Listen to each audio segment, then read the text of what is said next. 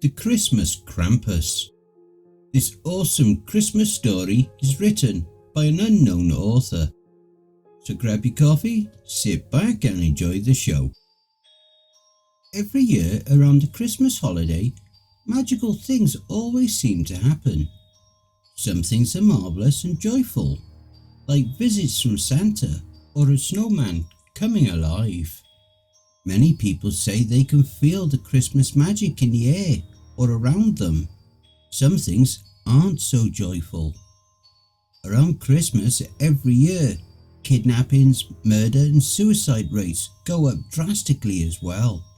Even when horrid things like this happen, people often feel, yet rarely do they admit, that they still feel a kind of holiday magic behind it, although be it a dark magic. One example comes from a Christmas demon known as the Krampus.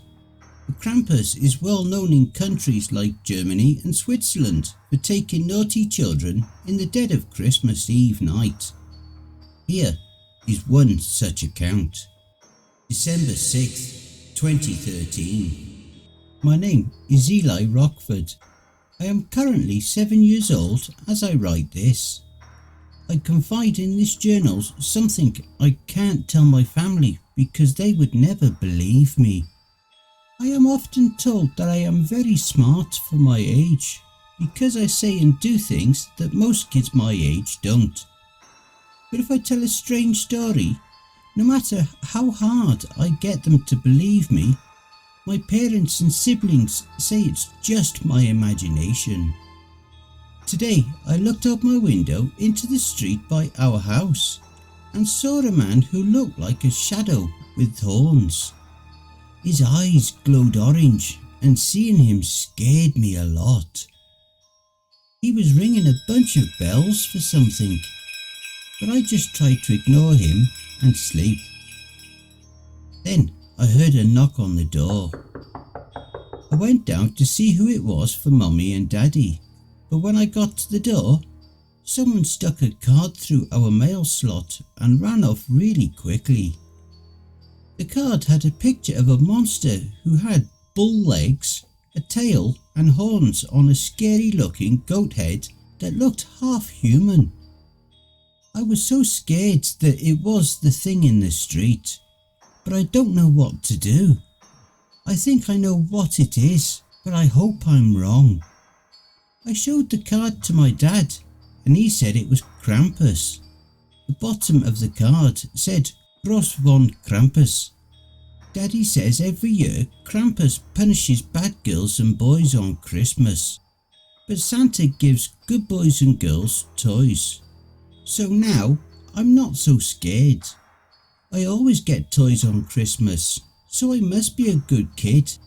I still didn't tell him about the thing on the street. December 24th, 2013.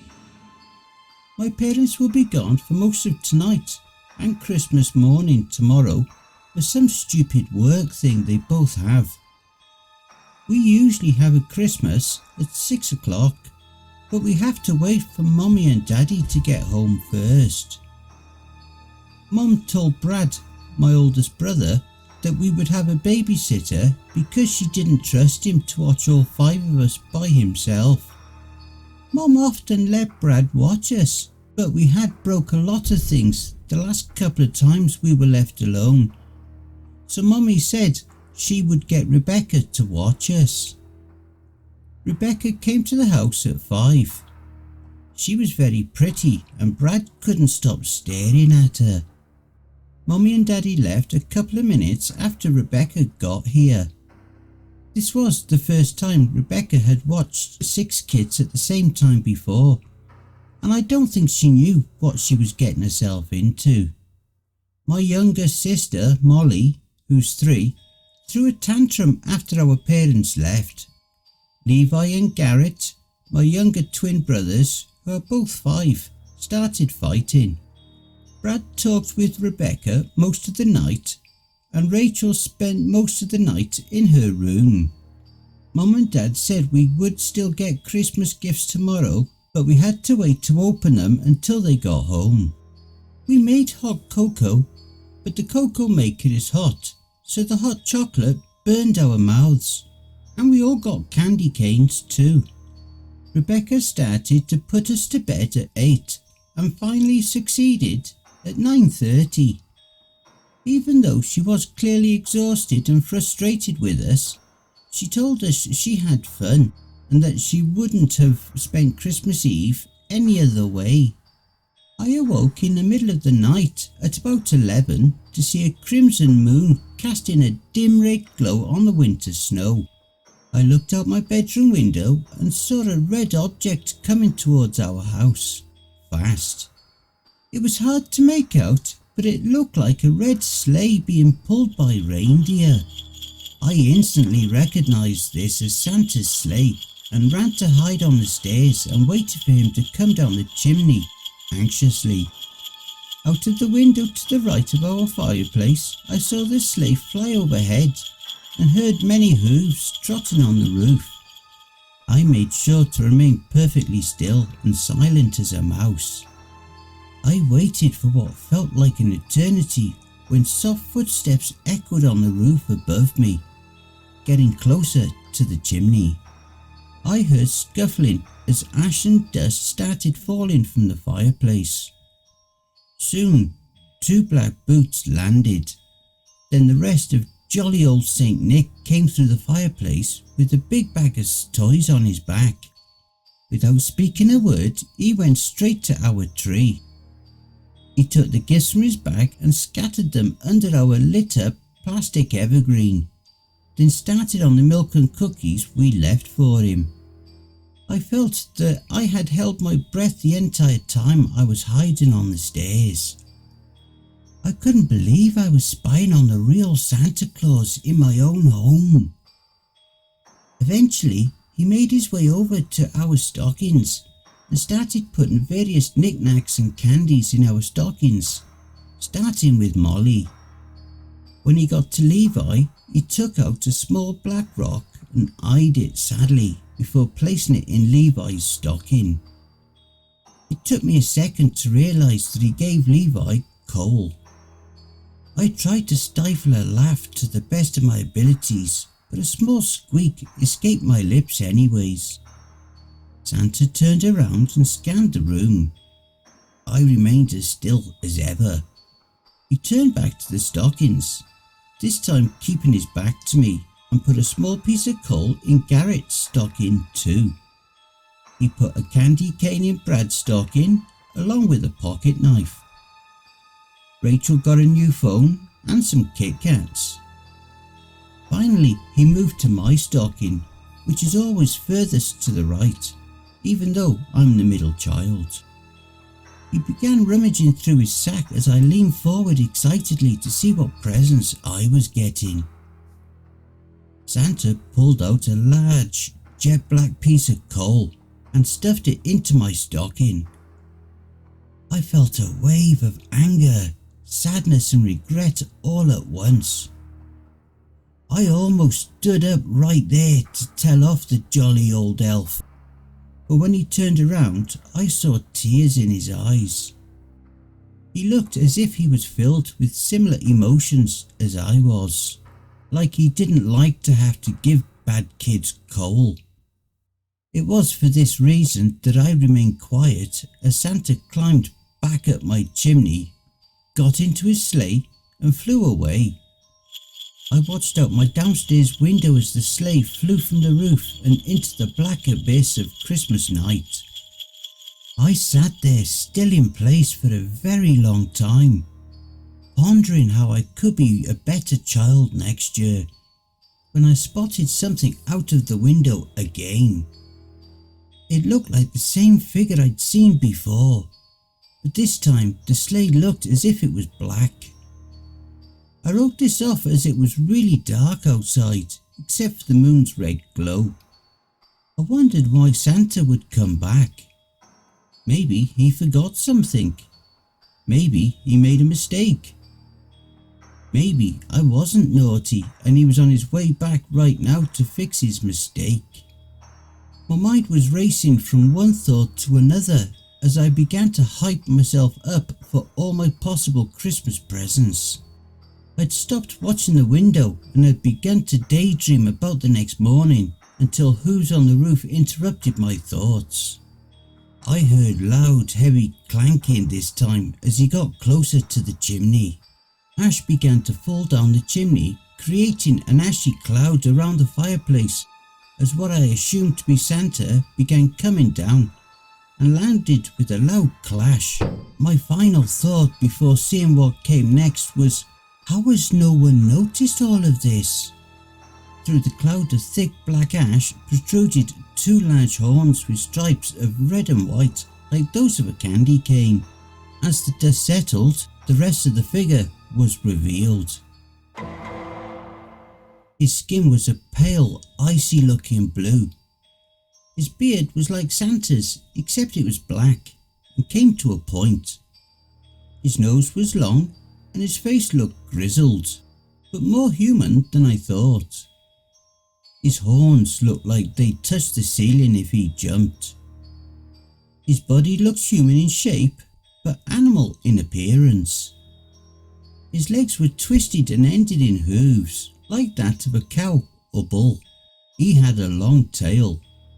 His torso was contorted and everything but his face and palms were covered in fur.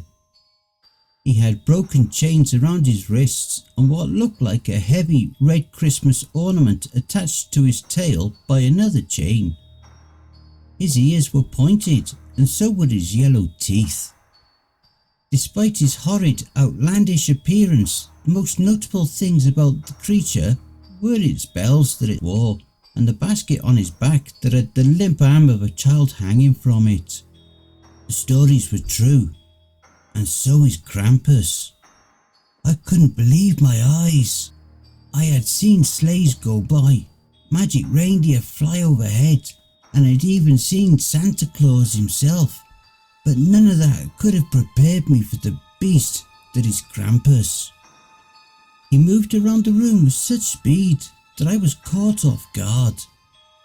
This thing looked about 8 feet tall without his horns, and with them he towered over everything in our large home. He made his way to the fireplace and took the coal from Levi's stocking. He rolled it around in his long bony fingers for a second, then took the coal from Garrett's stocking, then finally mine. He studied the coal for a moment. A wide smile full of pointy yellow teeth beamed across his face. Naughty little children, I heard it say in a cold, raspy voice. A shiver ran up my spine as it spoke. I was paralysed in both fear and awe as the creature that roamed my living room beneath me. I thought he was moving towards the tree, but it walked past it and started going down the hallway into Levi and Garrett's room. I remembered the things my father used to say about it, that it whips bad kids, takes them away. Sometimes he eats them. Sometimes he shakes them and scares them into being good. All these horrid thoughts and more danced through my head as the monster creeped into the twins' bedroom. I tried to scream with all my might, but no sound would escape my mouth. As I finally was able to choke out, Levi, Garrett. Screams had already filled their room. Levi came running out of his room, screaming his head off as Garrett followed suit. The creature's long twisted arm reached out from the room and grabbed Garrett's leg, pulling him back into the room. I stood up from my spot on the stairs and motioned for Levi to come to me. Garrett's screams fell silent. The Krampus emerged from the room alone. His nose seemed shorter now, his face even more deformed now. I gripped Levi's hand tightly and we ran for Brad's room. I wailed on his door again and again, but he wouldn't come out. I would have tried harder to get his attention, but I could hear it coming up the stairs as each hoof hit each step. I took Levi to the laundry room and told him to hide in the laundry chute. Once he was inside, I began lowering the laundry hamper so he could get downstairs without confronting the monster. Before he was lowered out of sight, I told Levi to go start the hot cocoa maker because I had a plan. He nodded, and once he got to the bottom, I felt the hamper get lighter as he climbed out. I heard the hoofed footsteps getting louder and closer to the laundry room. I began pulling the laundry hamper up and climbed in just as the door was violently flung open, despite the locks on it. The beast licked his lips with his long skinny tongue as he slowly approached my trembling body inside the hamper. I began to bounce myself and rock the hamper as Krampus got closer and closer. The hamper wouldn't fall no matter how hard I rocked it, and the creature was nearly upon me. I felt its breath on me as it excitedly panted, getting further. I expected its breath to be hot like that of a dog's, but instead it felt like the coldest winter chill caressing my skin. I shook the whole hamper as savagely as I could before it finally budged. The hamper fell, and before I knew it, I was on the first floor. I crawled out of the chute and ran to the kitchen as the demon rampaged upstairs. As I came into the kitchen, I noticed no signs of my little brother, but I did see that the hot cocoa maker was on. The stomping of the creature upstairs continued, but didn't seem to be near the stairs, so I focused on finding Levi. He wasn't hiding in any cabinets, and he wasn't anywhere in the living room. I decided that he might be in his room, so I quietly creeped to it slowly, but steadily. The twins' room was trashed entirely and Levi wasn't there. There was blood on the wall. I shuddered to think that it once belonged to my baby brother. A small bloody handprint was smeared on the wall by the door. Dread was all that I could feel in that moment. Dread for misbehaving all year. Dread for what had become of my little brother. And dread for the silence that fell in place of hooves stomping around upstairs. I quickly and silently made my way to the kitchen and took out a large coffee pitcher of scalding hot cocoa. As I crept out of the kitchen into the living room, I had an ominous feeling of dread, as if I were being watched. I could barely see in the dark of the night, and I couldn't locate our light switches. The only source of light I had was the dim eerie glow of the lights from the Christmas tree. As I scanned all entrances to the dining room, something moving caught my eye. The chandelier had begun to start swinging as if something had bumped it or hit it. There was soft thudding that accompanied the squeaking of the rocking corona. As I looked around to make out another vague shape in the glowing Christmas lights, I saw what bumped the chandelier. The monster was crawling on my ceiling like a large twisted spider. His arms were bent in excruciating looking ways to grip the ceiling and watch me with his eyes that burned like fire. I wanted to scream at the top of my lungs at the very sight of it, but instead I held my ground. A cruel smile spread across the face of the predator who was stalking me. He undug his fingers from the ceiling and landed on the floor in front of me with a thunderous crash, mere inches away from me. This was his mistake. I threw the entire pitcher of burning hot cocoa on his face, and the beast immediately started writhing in agony. He covered his hands over his quickly blistering face. He took his hands off of his face just as it began to melt and peel off, the bits of flesh and blood melting away to reveal his horrible skull with his eyes still in its sockets. It froze for a while and for a brief moment I was happily assured and content that the Krampus was dead. But then it only started crackling an awful and disturbingly malevolent laugh. It pierced my ears like knives and loomed over me to instill as much fear as it could. It was working. Before my very eyes, the muscles around the creature's skull started to grow back, and in seconds its new face had formed. It looked more like a goat with pointed teeth than a human, but you could still partially see it in there. Its beard was still as long as before, but now it looked almost out of place on the demonic beast's head. I turned and ran behind the Christmas tree, avoiding the abomination's lanky arms as I ran by. The Krampus immediately started coming towards the tree, intent on harming me. I pushed the large plastic evergreen on the monster and ran back upstairs to find my little brother. I wailed on my other siblings' doors, but no one would wake up no matter how hard I pounded on their doors.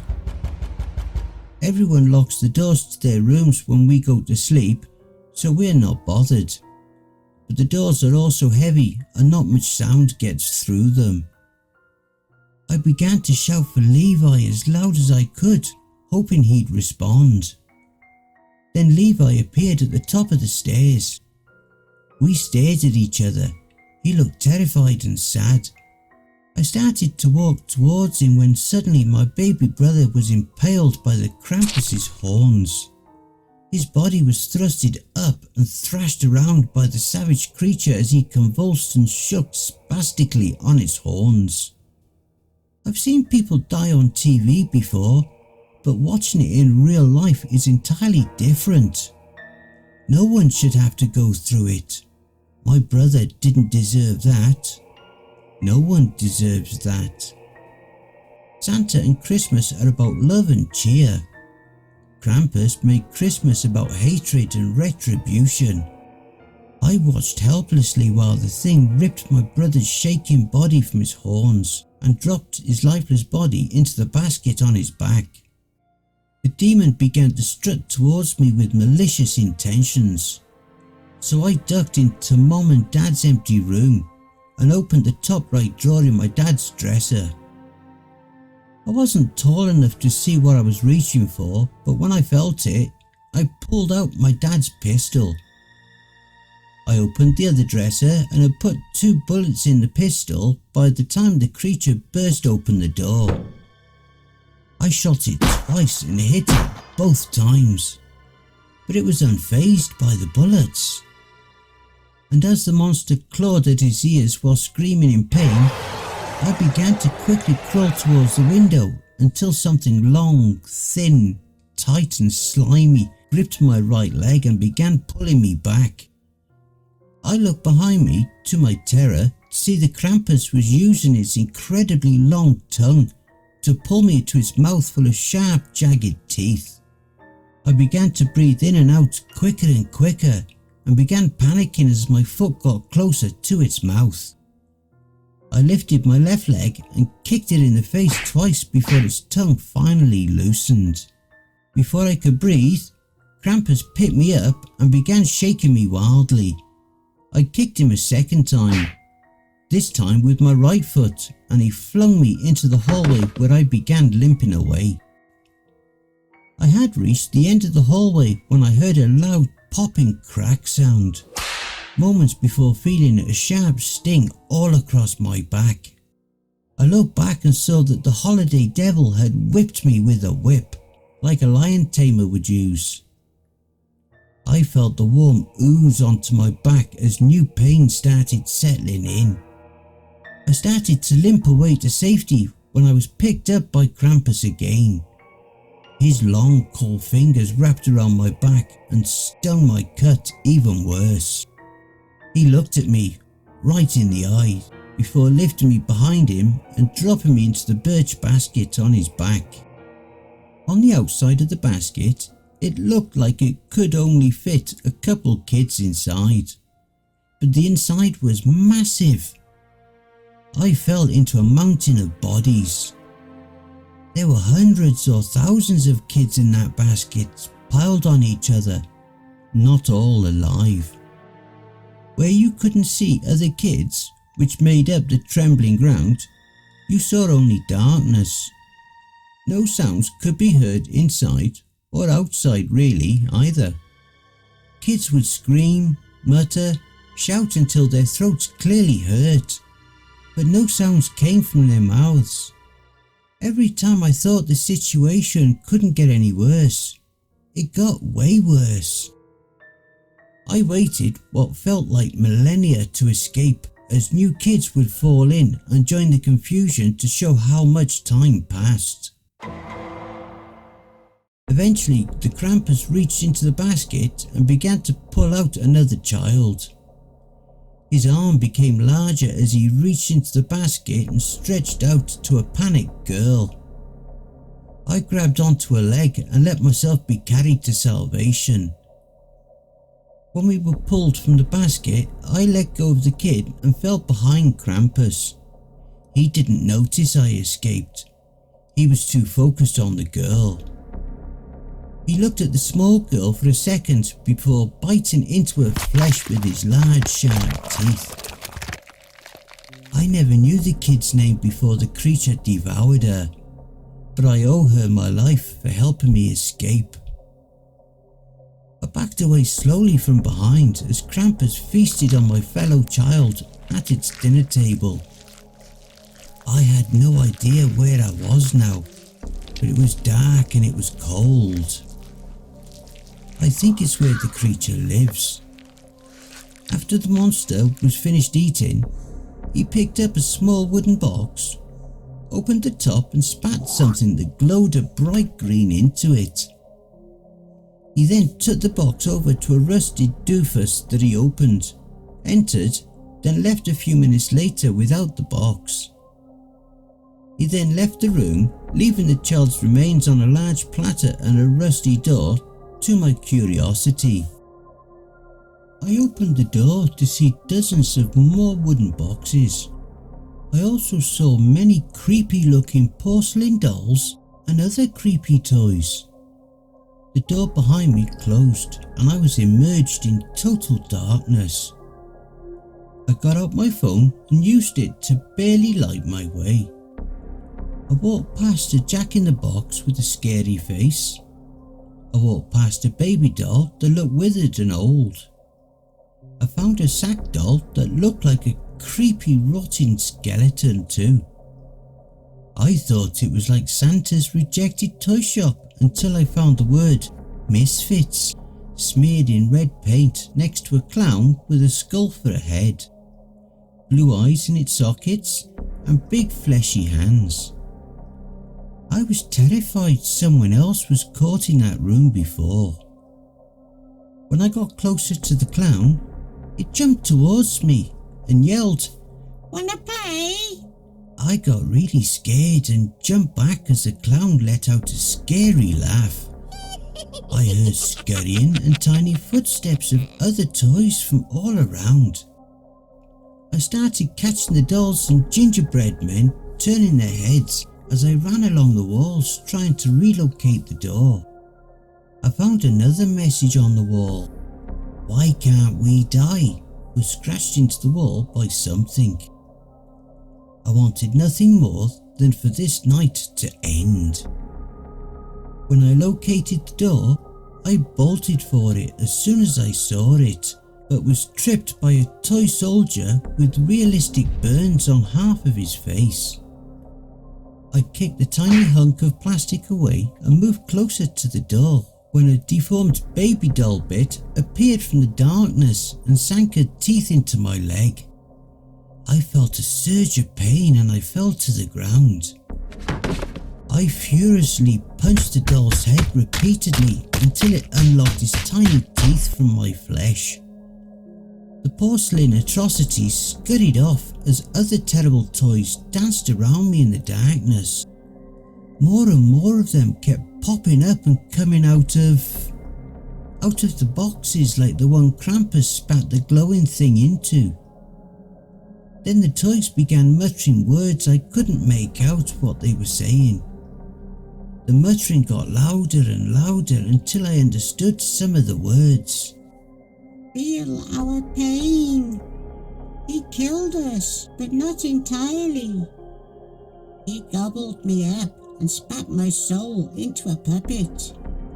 Kill us. Let us die.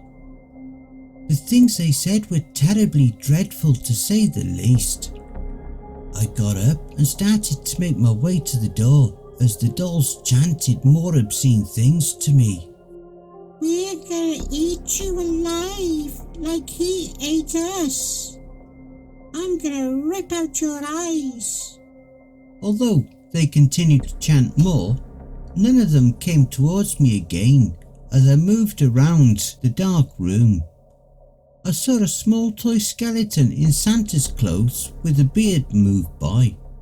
A puppet with many nails sticking out of his wooden head was strung up to the ceiling, moving and wrestling with its strings. I spotted a stool that was pulled up to a workbench with tools and a teddy bear on it. The teddy bear had real bear claws sticking from his paws and real human teeth in its mouth. I reasoned that this was Krampus's demented toy shop and decided to leave before it was too late. I walked past the bench to the door and started pulling on the rusty metal handle. The door was extremely heavy, but slowly budged and started opening as I pulled back with all my might. Light began to bathe the room and the misfit toys dashed to the shadows to avoid the light. I ran from the dark, closed the door behind me and leaned on it for a while to catch my bearings. I looked around at the only other room in this place that was familiar to me. I went by the long table the monster ate the nameless girl at, trying not to think about it. Trying to think of something, anything to distract me from the horrors I have bared witness to on the most unsuspecting and happiest time of year. I walked to an open door and poked only half my head out to scan the perimeter of the room. It led to a large room that had various whips, saws and various other torture devices. I crept in and kept to the wall. I spotted 3 dark wooden doors among darkness and concrete walls. I also found a window, and the snow outside was falling so slowly, so peacefully. 2 doors were on one large wall opposite to the window, and the other was on the wall to the right of the window. I first tried one of the doors on the long wall, but had decided beforehand to go to the door right of the window, thinking it would lead me closer to a door out or something. The walls were lined with racks, and racks were lined with hellish masks. Some had horns, some had long serpent tongues sticking out. Some had teeth, some had patches of skin, some had antlers. One was a wired skull with antlers, and the antlers had lit candles on them. It was so strange. The room was so large. The other door led to the same room. I left without moving the door, in fear that closing the heavy door would create noise and would lead the creature to me. I walked alongside the wall to avoid the equipment, straight to the only door I had left. I opened the door slowly and with caution. The first thing in the room I noticed was a strange tree that looked like an upside down purple Christmas tree. The trunk was on the bottom, but the pines and needles looked upside down. The tree was decorated with red and green lights and small bones. There was another window in this room, but it was on the same side as the last. There was an open doorway that led to a hallway that teed off, and 2 signs labelled the directions. The right one said surveillance room, and the left one said stables. I went to the stables thinking I might be able to find a reindeer to fly out of this place with. It seems like a silly plan now in hindsight. I opened the stable door and awful smells invaded my nostrils immediately. There was frost on the floor as well. There were 8 stables lined up along the wall to the right, each with a demonic reindeer head sticking out. Below each head was the doors to each stall, each with pendants of names on them. I read the names out loud as I started down the row. Each deer was grotesque in their own right. 1 or 2 had exposed skulls. Each had jagged teeth. Some had manes and others had dry blood on their fur. 7 of their eyes glowed red. Slasher. I said as I passed the first one. Wrathful. Gorgon. Putrid. Cyclops. Cyclops was missing 1 fiery eye. Rabies. Goner. The last monstrous reindeer looked like a hellish Rudolph the Red-Nosed Reindeer. His head held flames that danced from his gnarled snout to the back of its mane. Between its sharpened teeth, bloody antlers furiously flickered bolts of electricity. Blitzkrieg. I decided riding one was out of the question and began searching for an exit. I realised the only door to the room was the one I came from. I looked all over the room looking for some other way out and saw the reason for the cold. The top crease and upper part of one wall was missing and led outside. It was far too high to reach. I left the stable room and went into the surveillance room. The handle felt icy cold as I slowly opened the door. The room, like all the rest, was large. One wall was covered with monitors. The bottom middle monitor stuck out more than the rest and had a keyboard below it. A chair was also pulled up to it. Each screen had various kids on it, some in dreadful conditions, others minding their own business. No sound came from the monitors, but I started to notice I was hearing a ticking noise. A clock above the door I came in at read 5:45. Christmas Day didn't start at my house until 6 o'clock. The wall opposite to the monitors had many names scratched into it. I wondered if the dead girl's name was scratched into the wall. A door that read exit was to the right of the monitors, but the computer said search name. I sat in the large chair and typed in Garrett Rockford. A nutcracker that had 2 bodies attached from the sides of its head popped up. Each body seemed to be trying to yank away from the other. Its face looked like it was in pain, and it had the same colour of eyes as Levi and Garrett. I looked up Levi Rockford and the same thing popped up. I sat frozen in awe for a moment. Tears filled my eyes and ran down my cheeks.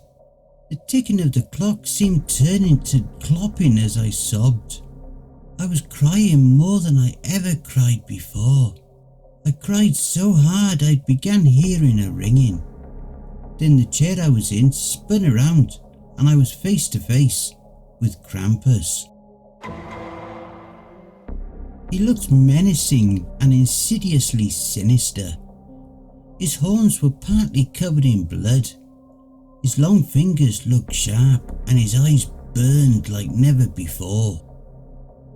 He waved his long, sharp, bony finger at me and tisked. Naughty, naughty, he said cruelly and mockingly. He licked my face with his incredibly long tongue and then began to wrap it around my throat. He started constricting his tongue and choked me. I was gurgling and coughing and struggling to dig close to nothing.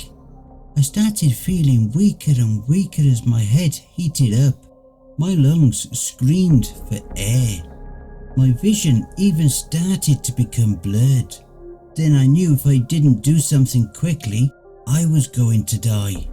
I punched him in the face with all my might and knocked him back for only a brief moment as his tongue recoiled into his mouth.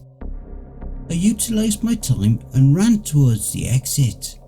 I felt the ground shake directly behind me as heavy hooves shook the floor violently in their wake. I felt the creature's cool breath on the back of my neck. I pushed the door open and ran into the freezing cold as my pursuer followed suit. I ran until I was knee-deep in snow, until a lanky hand gripped me and started dragging me back. The dark sky slowly lit as the sun started to emerge from the bottom horizon. The Krampus stopped dragging me. He dropped me and stared briefly at the rising sun. I'll come get you again, he said as he dropped my leg and retreated to his lair. As I lay in the snow, a silhouetted figure came from a distance. I closed my eyes for what felt like seconds, but when I opened my eyes, the sun was higher in the sky and the figure was closer. I could make out that he was wearing red. Then I passed out again. I opened my eyes to see an outstretched hand with a black mitten on it. It belonged to a fat bearded man with a silly hat. Santa? I inquired. Shh, child. He said in a soft, soothing voice. Let's take you home. The next thing I remember was waking up in my bed at home. Levi and Garrett were kidnapped in the middle of the night. I found out from Rebecca, Brad and Molly, who already told our parents and the cops. I tried to tell them what really happened, but no one believed me. They only got mad when I tried to explain it to them. So I gave up on trying to tell them. That's how I spent my Christmas.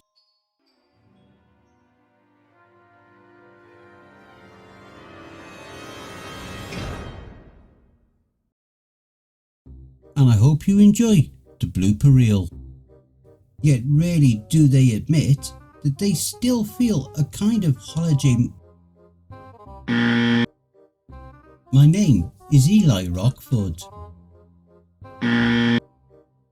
Today I looked out my window into the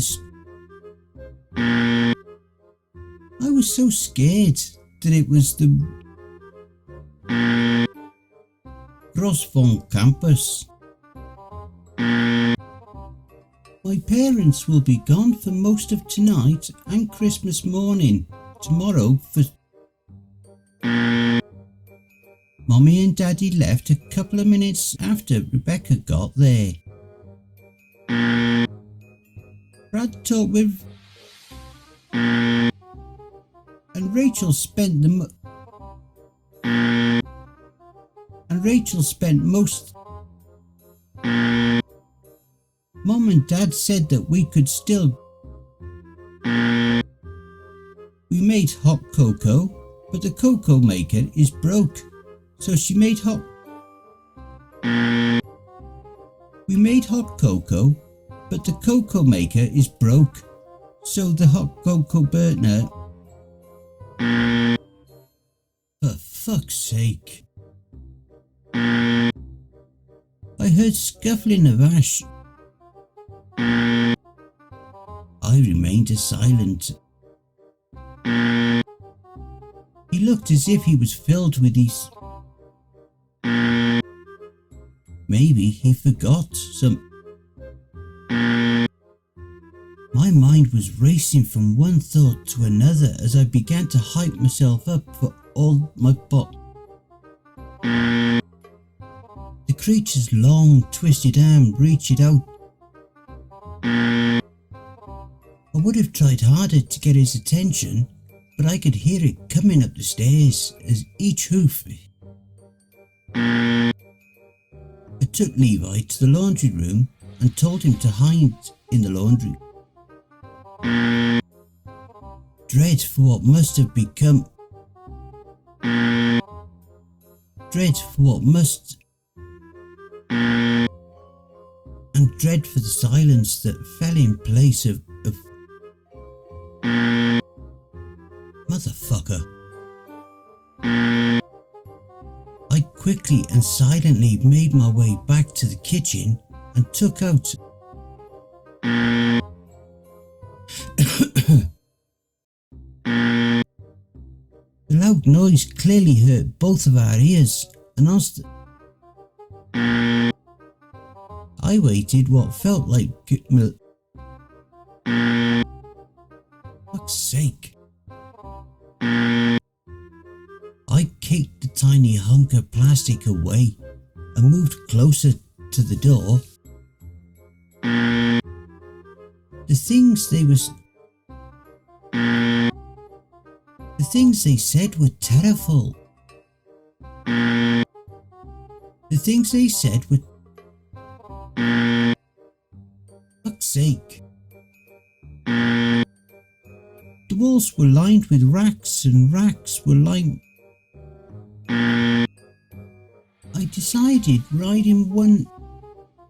A clock above the door I came in at. He looked menacing. I could make out what he was.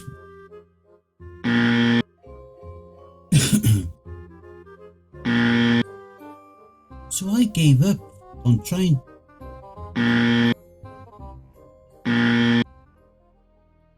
Hey family, please be so kind as to throw punch the like button and smack the ass of the subscription button as well. And remember to chokehold that notification bell and then select all. That way you'll receive all notifications each time I upload a new video. And by subscribing, you'll be the first to see all of our new spooky creepypasta stories. A very big thank you to the unknown author for allowing me to narrate this awesome story. Make sure to check out their creepypasta fandom page for more brilliant stories. And why not? Hashtag Cryptids Roost in your comments. If you would like to support the channel, I have PayPal and an account at buymeacoffee.com. Don't forget to check out the end screen, see above. That will also list some more videos in my back catalogue. Take care everyone, and I hope you all have a wonderful and peaceful night. And don't forget, where fear is, happiness is.